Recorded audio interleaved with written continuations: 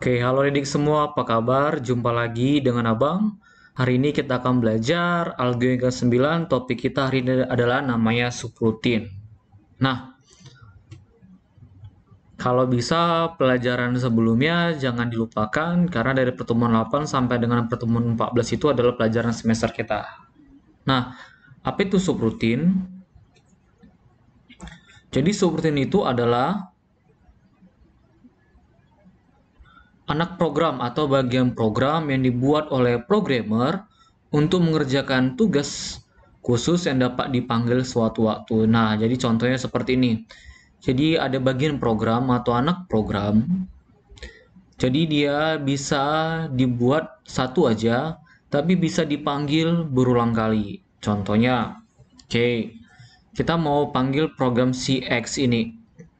Nah, CX ini isinya adalah contohnya dari 1 sampai dengan 20. Oke. Nah, kita mau tampilkan CX ini sebanyak 10 kali. Nah, supaya nggak capek kita, berarti kalau 10 kali mau kita tampilkan, maka kita membuat perintah CX ini juga sebanyak 10 kali. Nah, kalau di dalam program subrutin, maka CX ini nggak usah kita buat sebanyak 10 kali. Cukup satu kali saja kita buat. Nah, satu kali kita buat, tinggal kita panggil namanya CX sebanyak 10 kali. Jadi ini menghemat perintah. Contohnya program menampilkan 1 sampai dengan 20 kan contohnya ada for nilai awal sampai nilai akhir. Kan? Nah, jadi kita nggak perlu mengetikkan kode program for ini sebanyak 10 kali. Jadi cukup sekali aja kita buat, tapi bisa kita panggil berulang kali dengan kita simpan nanti dia di variabel namanya CX. Nah, itulah dikatakan namanya subrutin. Nah, misalkan dalam sebuah program besar dibutuhkan program animasi, contoh nih. Ini kayak tadi juga saya bilang, sebagai suatu daya tarik program di mana baris program animasi itu dibuat hingga 50 baris. Kalau tadi saya bilang 10. Nah, seandainya adalah dalam program besar itu butuh animasinya sebanyak 20 kali, pasti bisa merepotkan bila 50 baris tadi diketik dalam program. Nah, itu dia contohnya. Jadi nggak perlu 50 baris kita buat sebanyak 20 kali. Jadi 50 baris itu cukup kita ketikkan sekali, tapi bisa kita panggil sampai dengan 20 kali. Itulah dikatakan namanya subrutin atau dikatakan namanya anak program. Nah, ini ada rumusnya. Ada sub diakhiri dengan n sub. Oke. N sub, kemudian nama subrutinnya itu apa, kemudian itu variabelnya apa, kemudian di sini ada statementnya diakhiri dengan n sub. Nah, untuk memanggil subrutin, maka perlu kita membuat program utama. Jadi ada dua kode program yang kita buat. Ada program utama dan ada nanti program subrutinnya. Nah, perintahnya itu untuk memanggil program utama itu ada namanya call, nama subrutin, dan kemudian nilainya. Oke. Nah, contoh, buatlah subrutin untuk menghitung faktorial sebuah bilangan, sedangkan file program utamanya bernamanya rutin. Oke, kita buat. Nah, langkah-langkahnya. Yang pertama, buatlah subrutin misalkan namanya adalah faktor. Jadi kita ketikkan nanti di situ namanya sub faktor X. Oke, coba sekarang kita buka key basicnya. Jadi kita ketikkan di sini. Kalau nggak nampak layar saya boleh di zoom ya. Kita ketikkan sub. Oke, kemudian faktor. Jadi nama subrutinnya adalah faktor, kemudian kita buat variabelnya adalah X. Nah, nama subrutin itu bebas ya, tapi nggak boleh sama dengan kode program. Ini kamu lihat, langsung muncul otomatis n subnya, maka udah benar ya. Jadi kita ketikkan program itu di dalam subnya, sebelum si n sub tadi. Oke. Yang kedua, katanya kita lengkapi subrutin berikut. Tadi katanya kita buat di atasnya itu sub faktor X, sekarang kita ketikkan. Kita membuat faktorial dari 1 sampai dengan 5 tadi kan. Kita buat di sini fact. Oke. Jadi kita buat variabelnya namanya fact. Sama dengan 1, nilai awalnya 1. Kemudian for I sama dengan 1 to X. Kemudian fact sama dengan VAC dikali I. Kemudian kalau ada for maka ada next. Tadi nama variabelnya adalah I. Oke. Nah, sekarang kita cetak print faktorialnya. Faktorial sama dengan kita panggil tadi variabelnya adalah si VAC. Sorry ke bawah ya. Nama variabelnya tadi adalah si VAC. VAC itu tadi menampung si variabelnya tadi si faktorialnya tadi. Oke, si X juga nama variabel penampungnya, tapi kita tampung lagi nilai awalnya itu di dalam namanya si VAC-nya tadi. Oke. Sekarang coba kita ini kalau dijalankan belum. Oke, sebentar. Coba kita run start. Nah, jadi belum ada ekspresinya. Jadi di sini belum lengkap. Oke, sekarang kita buat langkah selanjutnya. Katanya panggil subroutine tersebut dengan program utama. Jadi kita buat lagi declare subroutine subfaktorial tadi X. Oke. Kemudian kita buat situ CLS call faktor, jadi kita buat isinya 5. Nah, dari hasil program di atas ada muncul baris program yang tidak diketik sebelumnya itu declare subfaktor X. Nah, sebenarnya ini muncul untuk menunjukkan bahwa ada subroutine yang bernama subfaktor X dengan variabel yang digunakan adalah X faktorial. Nah, sekarang coba kita panggil ya. Cara manggilnya itu dari si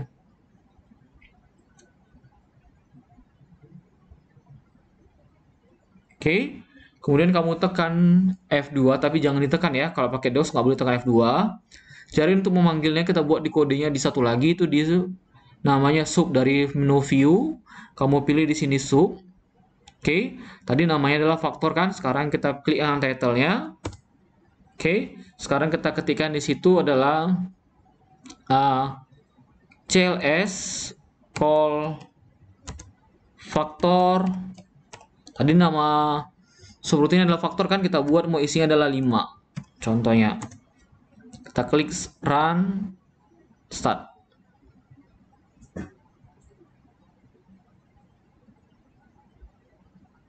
Oke, sorry di sini nggak saya buat nilai awalnya, sorry. Di sini 1 seharusnya ya. Run start. Nah, ini dia. Jadi nilai faktorial itu adalah 120. Jadi faktorial 5 itu adalah 120. Nah, jadi buat adik sekalian, saya ulangi ya. Jadi kita mengerjakan ini ada 2 kali. Pertama itu, kita buat dulu program untuk faktorial, program utamanya. Program utamanya ini adalah membuat faktorialnya. Jadi nilainya VAC sama dengan 1 to XX itu berarti nanti kita masukkan tadi 5 ya.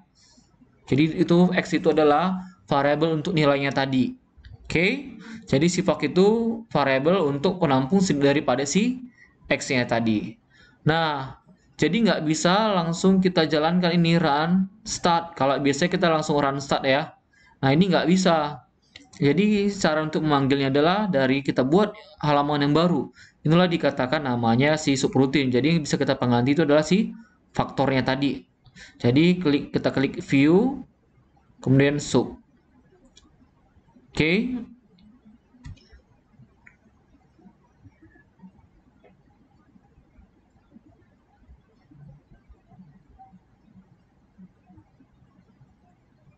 Sebentar. Nah nih, kamu lihat nih. Jadi saya tampilkan di sini ada 2. Sebentar nih.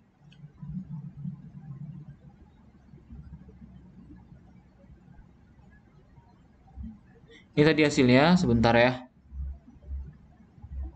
Nah, ini dia. Tadi nggak terpencet. Jadi tadi untuk si faktor, ini adalah isinya. Jadi kalau kita membuat yang baru, kita ketikkan di sini di untitled. Nah, ini dia. Nah, ini tampilannya. Jadi ada 2 halaman kita buat. Satu namanya untuk si faktor. Jadi untuk memanggil si faktor ini berulang kali kita bisa membuat di halaman baru tadi dengan katakan call, kemudian nama variabelnya tadi, nama subroutine variabelnya tadi adalah faktor, kemudian berapa jumlahnya. Jumlahnya tadi kita mau masukkan adalah 5. 5 itu daripada si X yang tadi ini. Caranya gimana tadi? Dari si subnya tadi. Oke. Nah, kalau kita mau buat baru contohnya,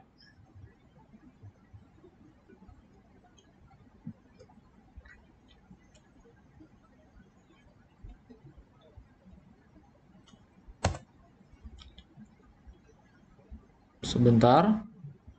Oke. Nah, misalnya nih saya mau buat bukan faktor, ini kita hapus. Contohnya penjumlahan apa ya? Rumus segitiga. Contohnya.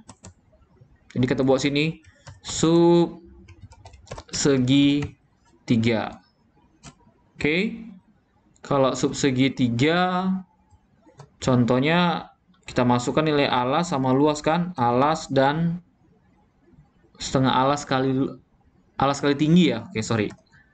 Kemudian kita buat di sini rumusnya sama dengan kita buat di sini.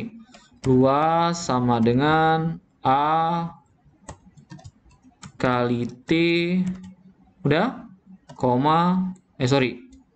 per 2. Kemudian print luas K sama dengan luas. Kemudian end sub. Nah, sekarang kita jalankan view sub. Kita buat di untitled-nya. Bukan call factor lagi ya, tapi si segitiga. Nilainya berapa aja? Kita buat 2 dan 3. Kita jalankan.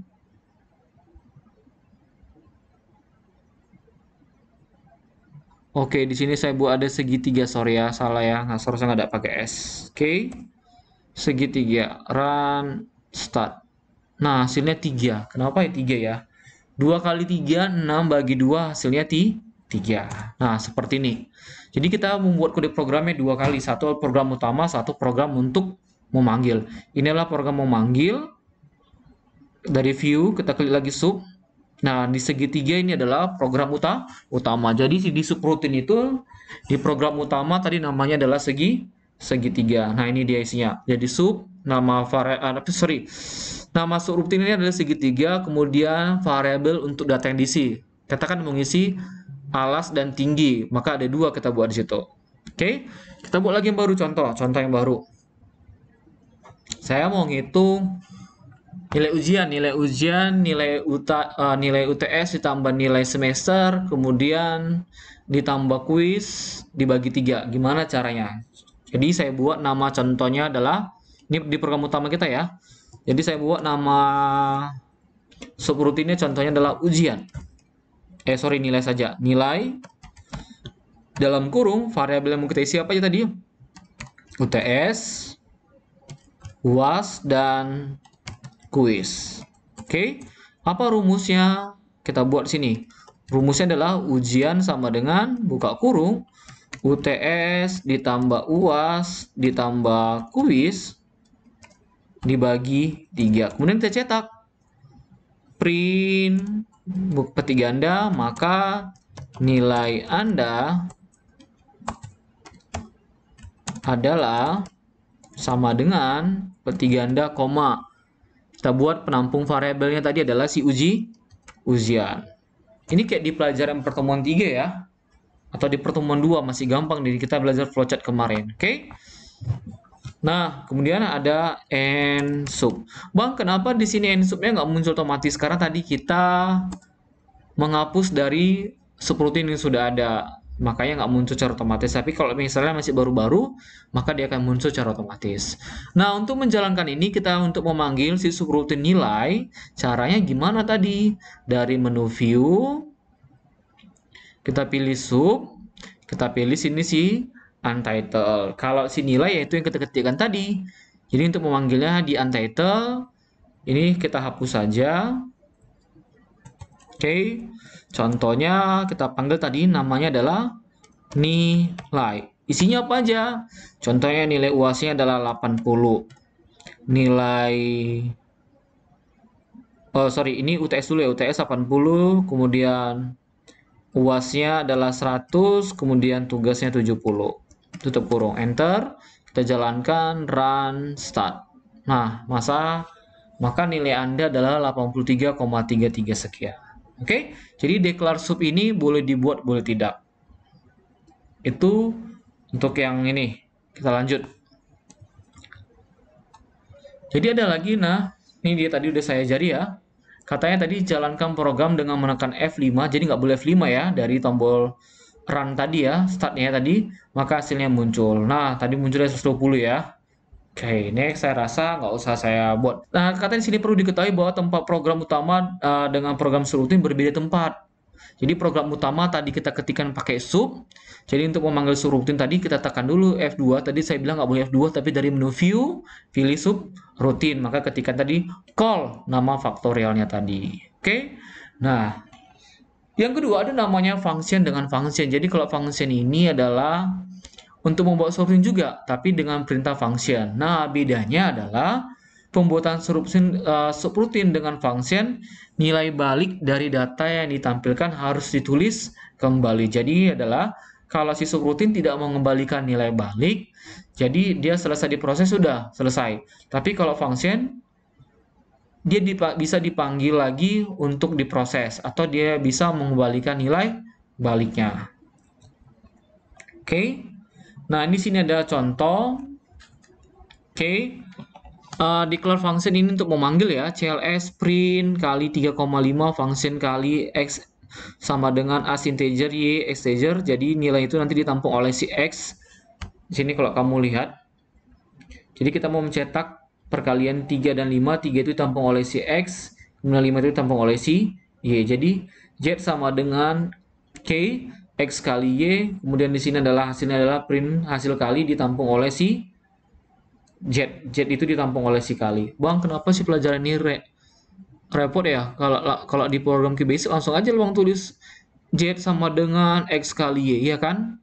Nah, tapi kan kalau kita hanya tulis Z sama dengan X kali Y, itu hanya bisa dipanggil satu kali. Kan kita maunya bisa dipanggil berulang kali. Jadi ada aturan mainnya. Nah, katanya di sini keterangannya adalah function kali merupakan perkalian dari si X dan Y yang disimpan oleh si Z. Jadi si X itu dan si itulah perkaliannya. Nama fungsinya tadi adalah kali, tapi ditampung oleh daripada nama si Z. Jadi si Z ini fungsinya adalah untuk menampung si X kali dengan Y. Si Z ini ditampung oleh si nama fungsinya tadi adalah si kali. Nah, nilai Z dikembalikan ke function kali sama dengan Z. Nah, pemanggilan function kali ini pada program utama diikuti dengan pemberian data untuk variabel yang dikalikan. Dalam hal ini X sama dengan 3 dan Y sama dengan 5. Nah, kalau yang untuk yang ini, kalau untuk function nggak perlu lagi ada perintah call-nya tadi. Contoh, kita langsung jalankan. Oke. Saya mau buat di sini. Jadi saya buat di sini adalah declare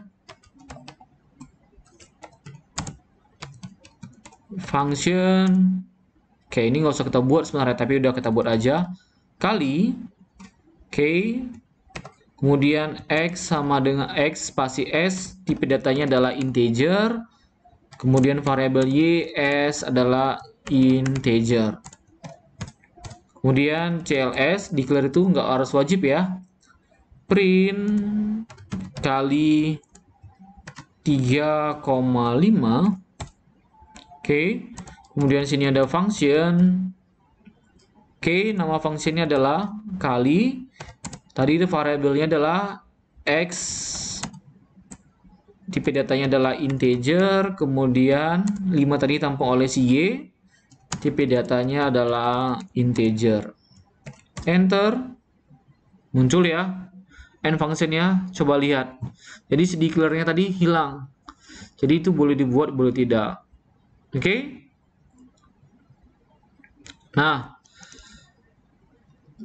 satu lagi, ini kita ketikkan kode programnya Z sama dengan X kali Y, kemudian print,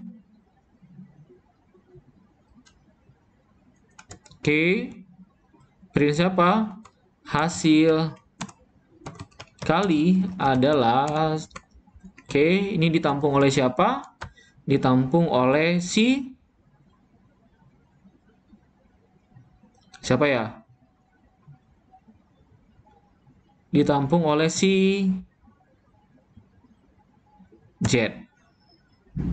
Oke kan? Oke, nah sekarang tetap kayak tadi, kita masih pakai view, sorry ya. Sub, sebenarnya nggak harus lagi, tapi kita panggil di untitled.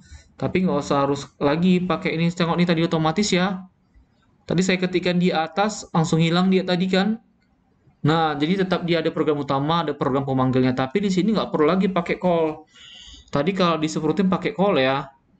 Nah, tadi kan abang ketikkan ini di atas, tapi tiba-tiba hilang. Hilangnya di kemana? Ternyata dia muncul ke tampilan si pemanggil.